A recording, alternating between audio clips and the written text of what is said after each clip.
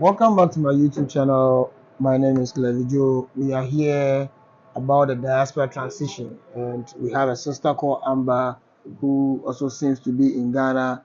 She has a whole lot to tell us, and we are here to let us know what she has for us. So, sister, can you just start introducing yourself to us? Why you were being inspired to come to Africa? Sure. My name is Amber Allen Pearson. My stage name is Clarity. I'm a poet, an author, a filmmaker, an activist, an educator. Ghana is not my first stop in Africa. I've been mostly on the east coast of Africa to Kenya and Tanzania.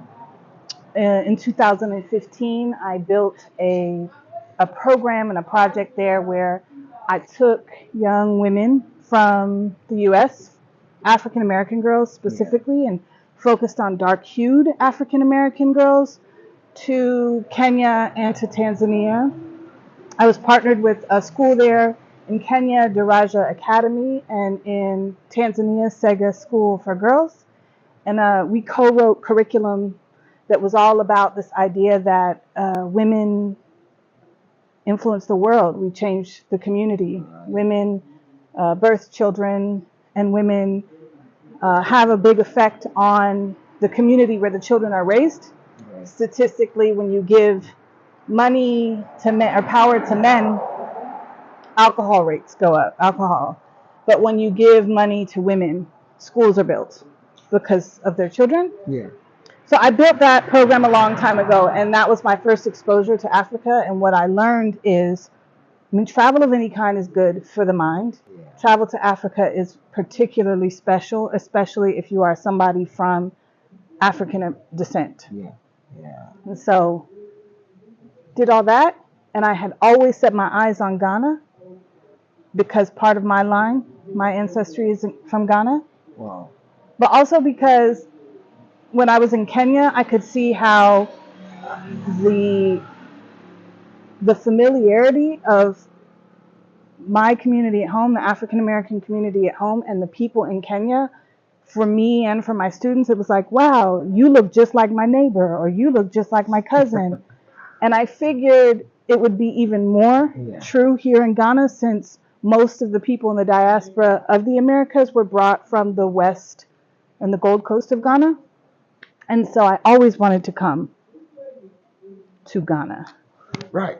You made mention of Ghana is not your first African country that you've been through. You've been to Kenya and so forth and other countries. So far, so good. How many African countries have you visited so far? 4. 4. I've been to Kenya, Tanzania, Ghana, and Togo. Wow. You also made mention of you knew your background come from Ghana and so forth. How did you realize all this kind of history and also this DNA stuffs? It really was my dad and my great cousin Greg. They did our DNA test. It's actually a really funny story because my great cousin has always been interested in my family history. So he had done some research, and him and my dad, they would get together once a week for lunch, and my dad would always tease cousin Greg and say, you know that our fathers had different dads because their fathers were brothers. Okay. He said grandma used to always treat my dad better. And so I feel like the way she showed favoritism, she loved him more. And she loved him more because he had a different dad. And he would tease him about it. And my cousin would say, "Nuh-uh, that's not true." But to prove it wrong, they had done a DNA test on the paternal side, the maternal side, but they hadn't done the DNA test on the paternal side. Yeah. When they had done the original test, we were told that the majority of our African blood was from Nigeria, the Igbo tribe. And I had actually spent time in Italy with Nigerians and talked about going home in December and being with the Igbo tribe and learning and doing all this stuff. But when they did the test, it turns out that we were not, my dad was right. Yeah. Whatever the story is of my grandmother and why and who, it's lost because there's so many lost stories. But we have our line splits at my grandmother, and my DNA is not Nigerian. It's mostly Benin and Togo and Ghana. Well, have you also per chance taken the opportunity or maybe working things out to also visit this Benin or Togo to also look for your roots? I've been to Togo. I will go to Benin. But Benin is going to be a different kind of invite. I go where spirit guides me. I really do. It's not, but yes, my intention is to go to all of the countries that my bloodline comes from. Well, tell me the experience of you living in Ghana. How does it feel? How does it look? It's complicated. It's very complicated. Um, the first time I came was over a year ago. Okay. I've been in a relationship with a Ghanaian since 2019. Wow. But it was virtual. And I tried to come to Ghana to be with him in 2020 when COVID hit, and I wasn't able to get here. After over a year, I ended the relationship just feeling like the world was working against us with the challenges I had at home and the challenges he had here. We stayed close and stayed friends. And when I came here over a year ago, it was actually because there is a documentary film being made about me. And part of the film is me having gone on this heritage journey where I found the plantation that my great-great-great-grandmother was a slave at in Louisiana. And we journeyed there, and I prayed on the land, and I met with not only my distant family, but also with descendants of the slave owners that claimed ownership over her, and did some reconciling. On my mother's side, I went to her very conservative white Utah family. And so I've been on this journey. So I was coming here. I was coming here to go right there to the dungeon, the last place that my ancestors were held on this land. And so my film directors wanted to film it. So we came, and because I had been friends and remained friends with this man that I had loved so much, I asked him if he would be our caretaker, if he would drive us around while he was here. And in the time that we were filming that film, it became very obvious that the love was still there, that it had never left. And so he had actually professed his love the entire time. But in me reconnecting with him, it became obvious that he's my person. And so I accepted his proposal, and we got married. And I came back once again after that. And then now I've been here this time for 4 or 5 months now. The reason that context is important is that it's different coming here as a visitor, as an explorer, than it is coming as a wife. Well, tell me about dating a Ghanaian man, because some people have this negative perception about African American coming to Ghana to get married to a Ghanaian man. They think it's not possible. They think there is something behind all this kind of marriage thing and so forth. So you having the experience about this marriage thing, tell me much about it. Well, I don't want to be the voice to encourage anybody to do anything that isn't about following their own heart, because I've heard some horrible stories. I've seen them and I know them, but I'm just not living one. My husband is an amazing human. I feel very lucky. But because we've known each other for all of this time, we've built a friendship. And I think one of the things or some of the things that were in our favor and that are very important to anybody who's considering being with a Ghanaian man is that not only did I meet his family early, virtually, because that's important to Ghanaian men. Like, they take you seriously when they introduce you to the whole family. And you can tell a lot about a Ghanaian man based on his family and how they interact with you.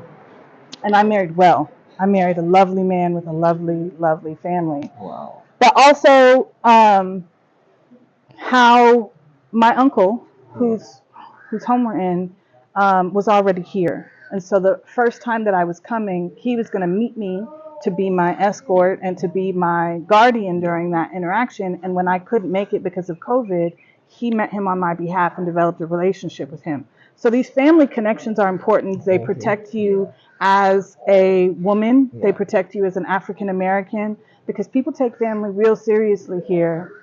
If somebody, and so you can, to me, learning your husband through his family is important in Ghana. Wow, so it's really worth it. I'm happy. I'm happy with my choice. But love is a thing anyways, though, because you have to pick it based on your values, right? Like it's complicated. The parts that are complicated, sometimes we come from very different cultures.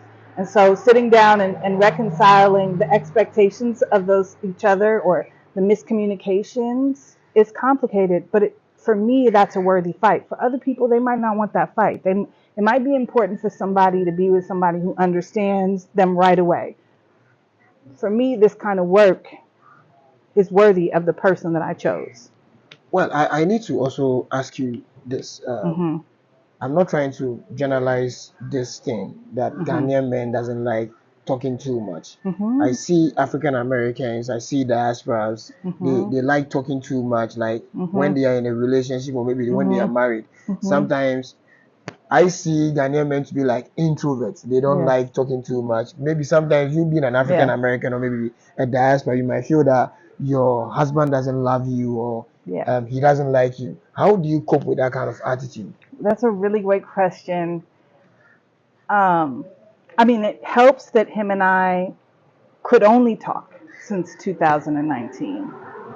So we've developed an understanding of each other that can make me more patient with some of that, though it's not easy. And here's the thing about marriage: whether you marry somebody from your culture or not, an African American, or marry somebody who's African, you can't make your marriage, your spouse, your everything. It doesn't. I don't think it's healthy to make them your end all be all. So you look at what they are for you. My husband is my peace. That's what he provides for me. The way that he loves me and is devoted to me gives me a sense of security. I have other people that I can talk to. And he's actually taught me to be more cautious about the things and who I talk, because you're right. Like we're emotionally indulgent in the US, especially women. Oh, I come from an all-female family, and I'm very used to talking to my emotions. It's important to me. So the compromise is he's learning to talk a little bit more, and I'm learning to talk a little bit less. And we're finding it's giving me more of an ability to be introverted and to critically think. But I have a lot of people I could talk to. That's one part. But I do think the other part that I'm examining is just in general. I do find, not just my husband, but Ghana, the communication is different, because it's not just introverted. It's like, I'm not sure where it comes from, but it's like passive aggressive. It's like, I don't want to complain because complaining is offensive. It's like, I don't want to say, if I say, how are you? The only appropriate answer is, I'm fine. And that's difficult for me, because I really want to know how someone's doing. And I can't always trust that anybody is being honest with how they feel, because here you're not allowed to be expressive. Allowed might be a strong word, but it isn't cultivated in people. Well, there's a conversation, so you need to, it's not cultivated in people to be in touch with their emotions. And that's what I do. It's like my work, it's my lifeline. There's so much power. I have found so much power in myself by learning to not have my emotions rule me, but to use them as a tool to inform me about, it's a part of my intuition. It's how I see things. It's how I feel things. And so being around so many people who don't have a relationship with that is fascinating to me. So, well, this is not a relationship show. Anyway, we didn't come here for a relationship show, but maybe there are some follow-up questions that we need to also ask, because we need to clarify for people to know that it is possible in this aspect of life in Africa for you to also marry an African man or maybe a Ghanaian man. Dating a Ghanaian man or maybe a Ghanaian man, how has it been? How was the challenges? How did you also overcome all those challenges that you faced? I mean, we're um, it's the love him and I have for each other. Yeah. It makes it so that when things come up, we fight for it. When we get uncomfortable, when it gets scary, when there's doubt, for me, I've been able to say, do I want to not be with this person? Because that's always an option. And the answer is no.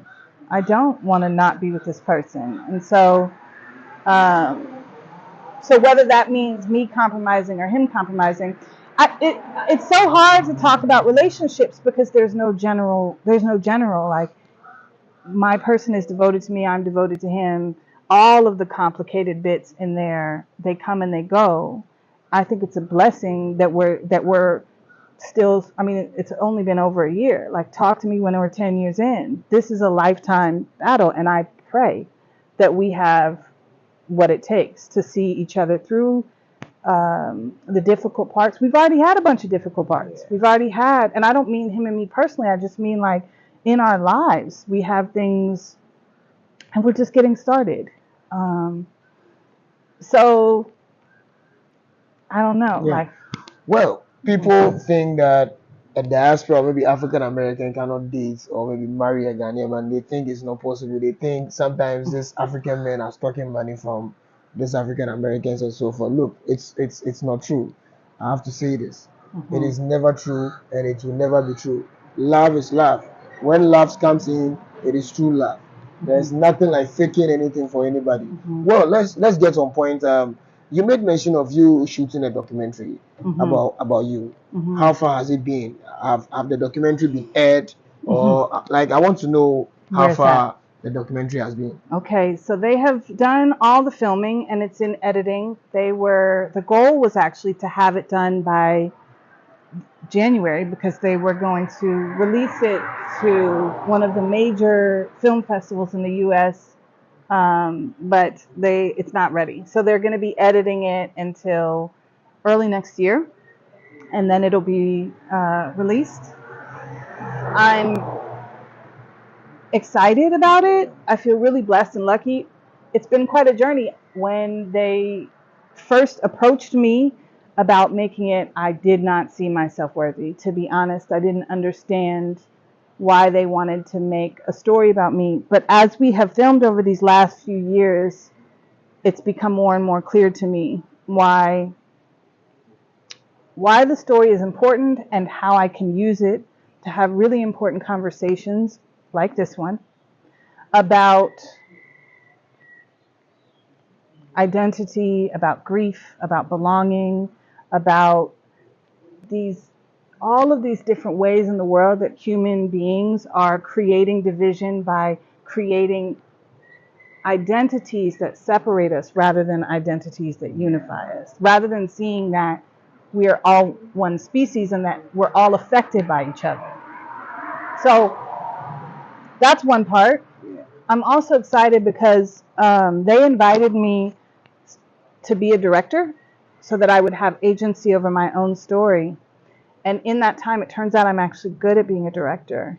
And I developed a great relationship with my directors and with the production company. So because they hired me, I have now gone around the world and directed films. I directed a short film in Kenya and in Nepal, and our short film has just been aired 2 weeks ago in Savannah, Georgia. It's called Ambassadors of Hope. Excuse me, and it's about a young man in Kenya. I think there's a whole of direction movie that's been directed, so maybe you might not even remember. Well, I need to know, how many movies have you directed so far? Okay, so 3 movies and a bunch of like propos or like commercials for NGOs, or not a bunch, but a handful, which isn't bad for 2 years, you know? So I'm grateful. So how about your acting career? Because I know you being a movie director, definitely you might be into also the acting section too. So have you also per chance acted a movie before? No. When I was little, I did some plays, but I've never acted in a movie. And before getting involved with this film, it wasn't the direction of my life. Like, I'm a writer. That's, if I were to describe myself first and to the core, it'd be that, an educator and an activist. Well, do you also plan of establishing this movie thing in Ghana here, or maybe within Africa?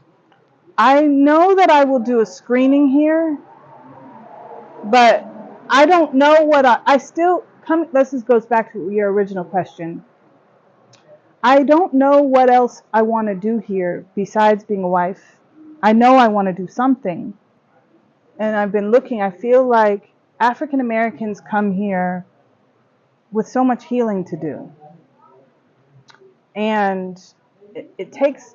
I just had this conversation with a friend of mine who wants to come here and has all these ways they want to come in and save Ghana. And I told him to slow down. Like, I don't think that's the right approach, because it whether we like to admit it or not, we are all coming with this. There's a disease in the US of white supremacy. There's a disease, and we come with it. And so Steve Coakley Jr., my uncle, many of the friends that I've made have given me great advice about taking time to make relationships, to explore, to see where you fit, Sure. to exist in a way. The U.S. makes you feel like you have to constantly be doing, like you have to be productive, and that's where your value is. That is it. You got to undo some of the messaging from back there before you get involved. So I don't know if I'll bring my film. I've done a poetry reading here. I don't know what else I'll do besides be a wife. Well, in your sentence, or maybe what you were saying, you made mention of African Americans. Sometimes when they are coming to Africa, they have this kind of, sorry to say, this sick mind, and they feel like when they come to Africa, they might get healed. So you also being in Africa, or maybe coming to Africa, did you also have that kind of feelings in you, and how did you also overcome that? Yes, but my experience is different because I'm biracial and because I'm aesthetically more white. Like, I have slaves and I have slavers in my bloodline that I have to reconcile with. My ancestry line is different. And for example, in some ways in the US, I have more privilege than someone who's darker than I do. And so the experience of someone coming here who lives in the kind of oppression that the US fosters is going to have a different experience. For me, though, I think that because I'm mixed, originally when I went to Louisiana, when I came here, everything was about looking for where I belong. Because in some ways I've been rejected from all communities, but not completely. Like, my relationship to community is very relationship based, but I've never been anywhere where somebody says you don't belong here, including here. Right. I've even had African Americans already say to me, because it's a very Pan-African community here. Sure. Pan-African is about the African American community, and I've had people here already tell me I don't qualify. And I have to reconcile with that from the place where I am not only educated enough, but I'm actually in the Black community enough to know that my features and what I look like have been weaponized, particularly against Black women. Yeah. So how am I humble to that and humble to the harm? Well, maybe they are saying that because of the skin color or anything. For sure, definitely, which I can't change, but I can be empathetic and be sensitive to how my skin color has been used. But how do I do that along with having my own human experience? So, yes, I came with the wounds of the US. I feel lighter here in a lot of ways. But my wounds are some are the same and some are very different from my brothers and sisters who are here. But how does it feel when somebody tells you that you don't belong here? Like when they look at your skin color and they tell you you don't belong to this community, you don't belong to this country. How does it make you feel? It doesn't feel good. It doesn't feel good. It feels like rejection and it can be hurtful.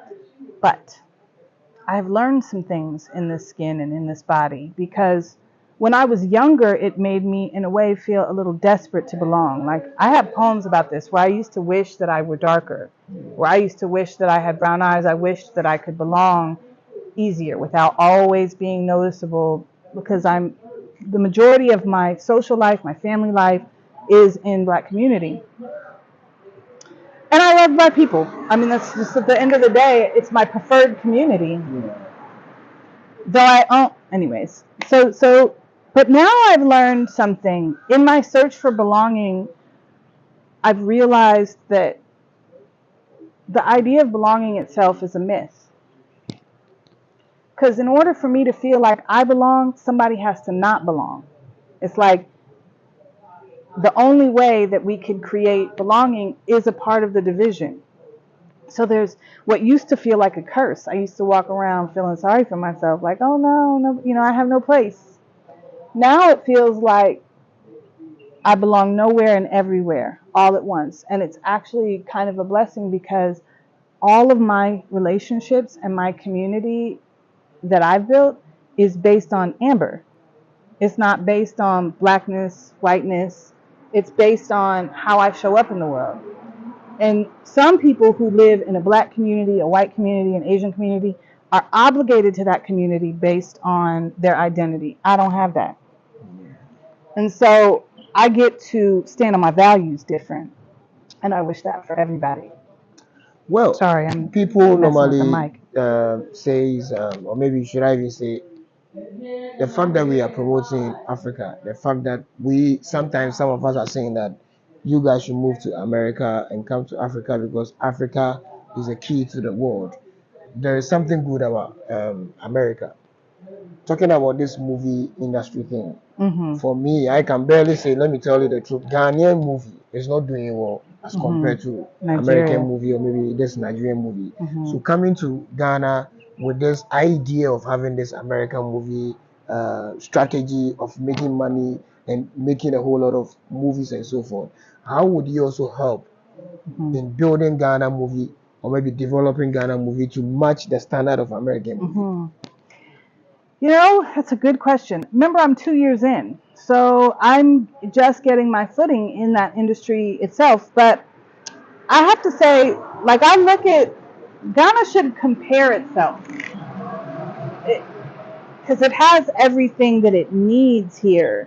And so it just becomes about how to tap into those resources and then take pride in them and be creative with them. I'm going to forget his name and I'm going to be ashamed because he's an incredible man. He's the owner of, I think, what's it called? TV Africa? Yeah, TV Africa. And he also is the owner and curator of the museum in Takoradi. I don't know if you've been there. Yeah, I've forgotten the name too. Okay, well, we could put it in the things because he's somebody worth knowing. But this last weekend I went to Accra to a event that he was hosting where he was doing an official launch of the museum, and he was featuring 4 movies that he either directed or produced. They were really good movies, and that room was full of people and Ghanaians who are not only interested in art but investing in art. So it's there. It's just about being connected to it and promoting it. Ghana, this is just a guess. Again, 2 years in, even in my own country, so I don't actually know. But I feel like Ghana has all the creativity. All the equipment. Yesterday I went to a soccer match and I saw the students doing the filming. Yeah. And they had 4 different cameras. Like, everything is here. Everything is here. It really is just about doing it and approaching somebody like this man and having One Africa feature the films. It's that's all I got. I feel like we want to do things because sometimes we look at the end game. We do things from the idea of we need to be as big as, or we need to be successful in. But start with just being creative in. Start with what you're already doing. Yeah. But Ghana's not to be underestimated. Right. Between the relationship that's developing with the African American community, it's everything is here. The Black Star, I don't know, the Black Star concert, Chale Wote. There's so many things that are here that I just think haven't been discovered yet. So just stay creative. That's my guess. Wow. So coming to Ghana, how much was your budget before you moved to Ghana? That's a really good question. I think I had only saved like 3,500, which is hard, and I say only because I have a household there that I still have to support, and it's not easy. It's not easy. People think Ghana, the things are more affordable here, but money goes fast. Money goes real fast here, and the prices are changing. Absolutely. So how I've been able to make it work, because my budget was gone like immediately. What I came with in terms of what I needed to be able to provide myself with housing, with some of the comforts, like I just needed air conditioning. I wasn't going to survive without it. Those kind of things, it's like the money was gone. So for me, I still have my business and it's there. I have several contracts with nonprofits or with individuals because I do life coach. I also do like educational stuff for schools and grant writing for nonprofits. That work keeps me with a monthly income that has allowed me just barely to maintain my life here and my life there. What I like to do, and what I think any African American who comes here should do, and most of the African Americans that I know are doing, is I'd like to increase my income in a way that allows me to do some kind of investment here. Okay. So that I can, but it's hard. It's very hard because there's not a lot of businesses here that I see making profit. Like, I've thought about, okay, would I open a little shop? Would I get a car for a driver? What are the things? And all of them require, do I want to see about getting a land and building? Do I want to try to get a home that I can rent out? All of it is actually expensive, and the profit of it wouldn't happen for a very, very, very long time. And I'm not a wealthy person to wait for a very, very, very long time. So people shouldn't come here and be disillusioned that it's just cheaper. So in some ways, it is easier. My food budget here, I live in the San Francisco Bay Area in California. And like, what I spend on groceries here isn't even barely a fraction of what I spend on groceries when I'm back. Wow. But the food is so processed in the US that it lasts longer.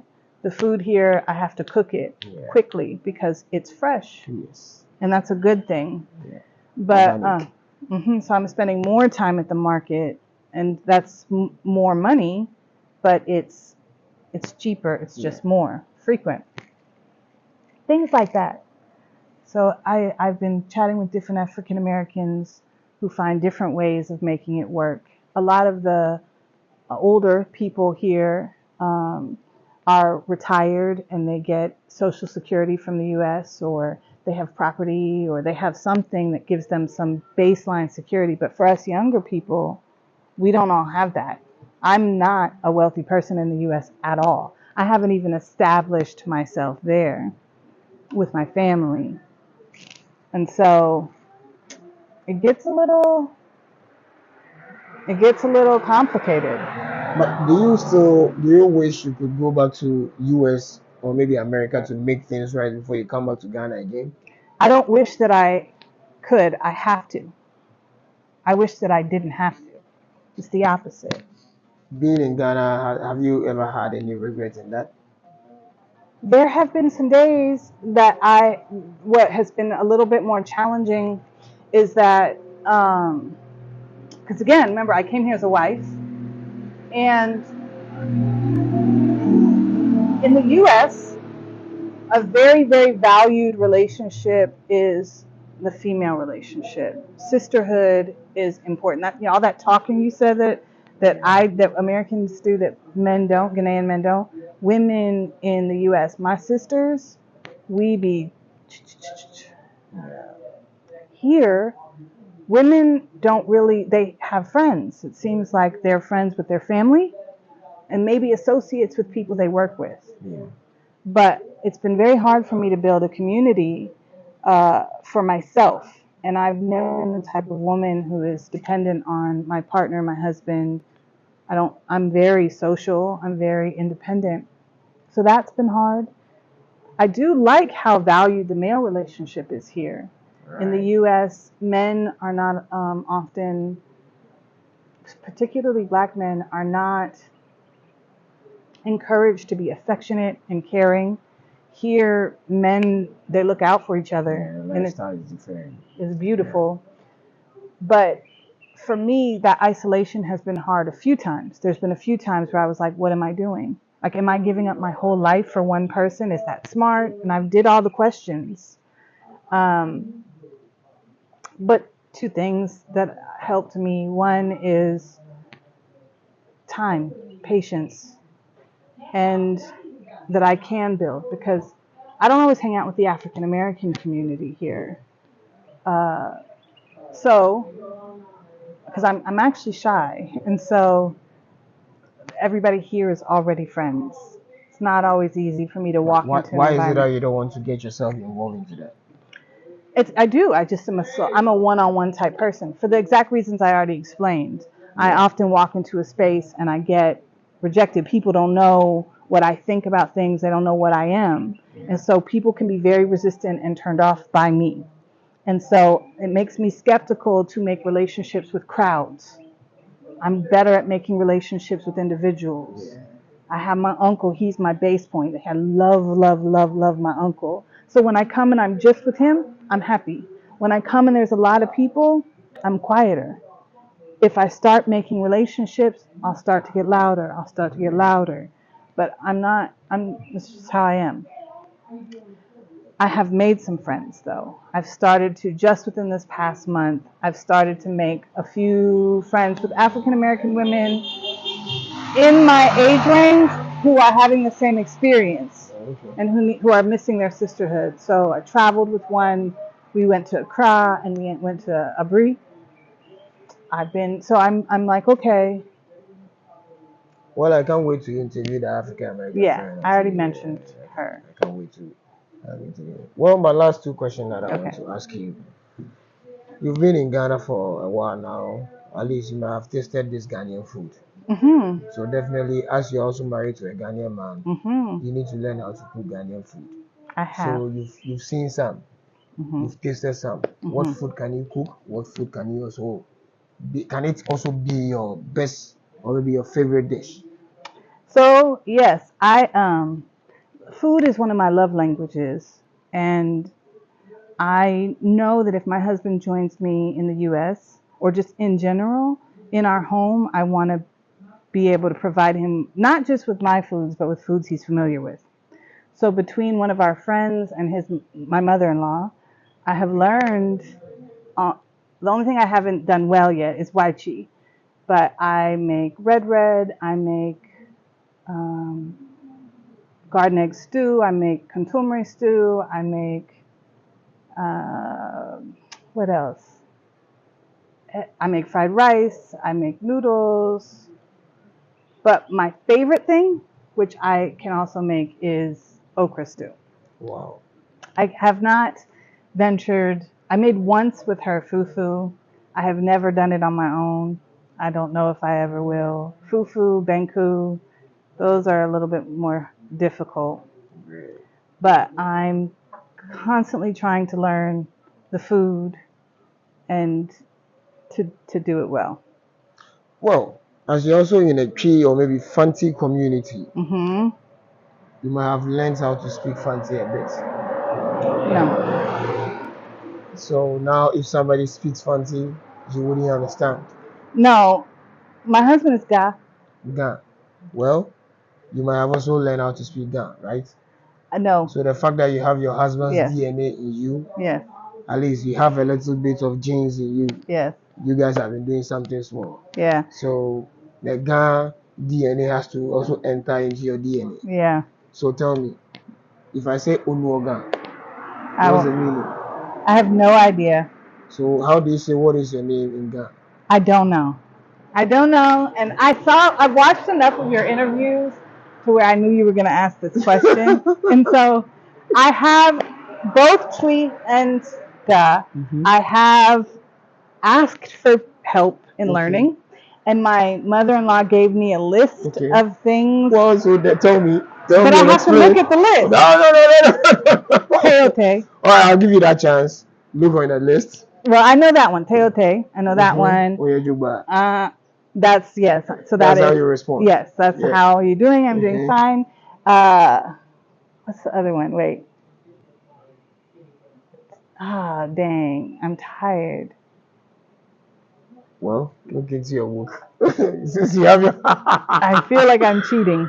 This is really my first time seeing an African American I'm trying. doing chew and pour. Listen, I even went online to see if I could find like a class. The problem is in the US or even on any of these apps like Duolingo, Yeah. you can learn French, you can learn Spanish, you can Yeah. learn German, but there are no Portuguese, yeah. African languages. Because Africa is so special. We don't want people to know our languages and so forth. So always, whenever we are having our meetings, we don't want people to listen to our meetings. So if you want to be in Africa, unless you come to Africa, if you want to learn African languages, unless you come to Africa, then you learn the language. Yes. That is it. That is how Africa is so special. You know, I can speak English, but they cannot speak my language. This is how special I am. It's not fair. Yes, it is. What's your language? Well, I'm aware. Okay.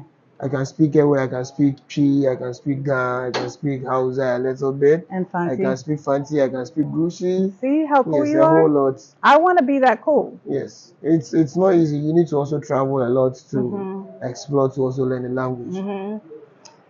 There was even a class, a Twi class online that I signed up for that turned out to be completely fake.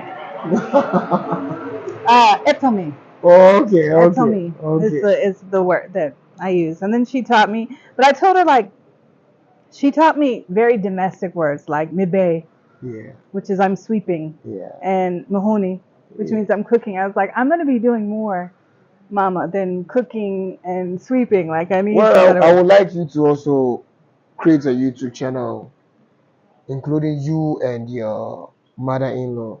You know, you're gonna make a whole lot of views. I'm telling you, people will watch you guys. So if you start with that journey, you're gonna make it. At least as far as you're also here in Africa, YouTube can also help change the mindset of people that have this negative thoughts about Africa. They think we are not making it over here. They think it's not possible. So I can't do it all alone. It has to also include you. So I think I would just put you on your toe just by creating a YouTube channel. Maybe if you have any YouTube channels, you can also mention it for people to also subscribe to your channel. At least you need to help each other. And if you have something that you also want to promote, maybe a book on Amazon that you want to promote, you can just say it for people to also buy some of your books. Then they will learn. Yeah, thank you. Yes, I have a YouTube channel, but I have, I think, done one poem on it, and I've never promoted it. offline. That will be some of the interviewing that I will be doing of you, sir. The consistency for me on social media is challenging. My YouTube channel is Clearly Clarity, which is the name of my business. It's also my Instagram page, Clearly Clarity. And my website is clearlyclarity.org.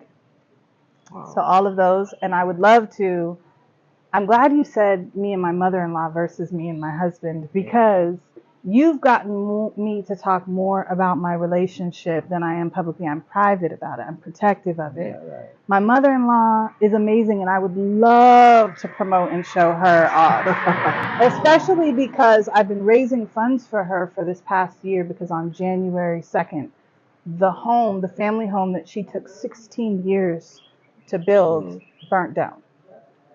And Wow. she has been displaced and been living with other family. And I raised enough money to get the supplies to rebuild her roof, but I haven't raised enough yet to actually finish her roof. And it is a goal of mine to finish her room and get her back in her home. Wow, thank you very much. I need to speak on behalf of your mother-in-law. Thank you very much for supporting her. You know, you've been a legend.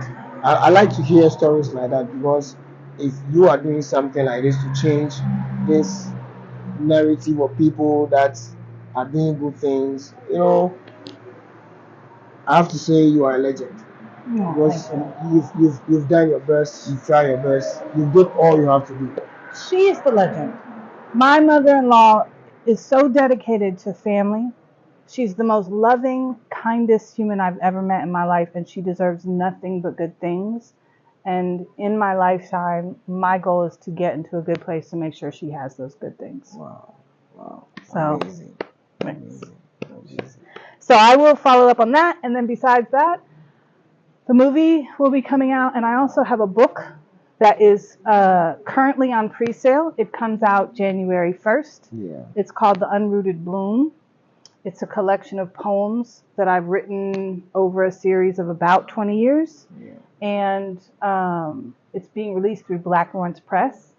Their pre-sale has a 10% off, which is great. But what's really great about the pre-sale is that it's through the publisher.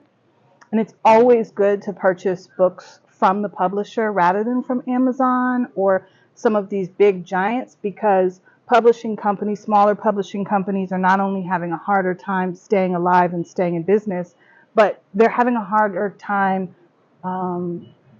publishing all the genres. Like poetry doesn't actually get as much attention by some of these bigger publishing companies. So buying from Black Lawrence Press themselves will allow them to stay in business and to continue to promote artists. Oh, sorry, I keep touching the mic. No, it's And to okay. continue to promote artists like me.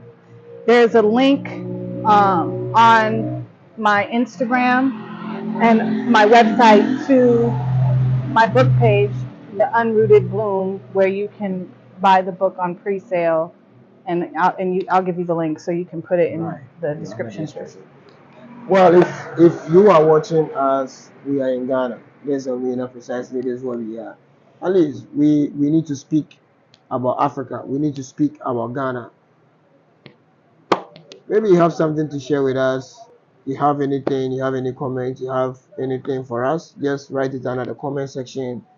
Well, she also have a YouTube channel. Please kindly check on the YouTube channel, subscribe to her channel. Even if she doesn't have anything on the channel, please do subscribe, because very soon she'll be posting a whole lot of things on the channel for you guys to watch. So stay updated, stay tuned, and keep following Clever Joe. We are going to bring you amazing stuff, and Clever Joe, Africa, the key to the world. Bye bye.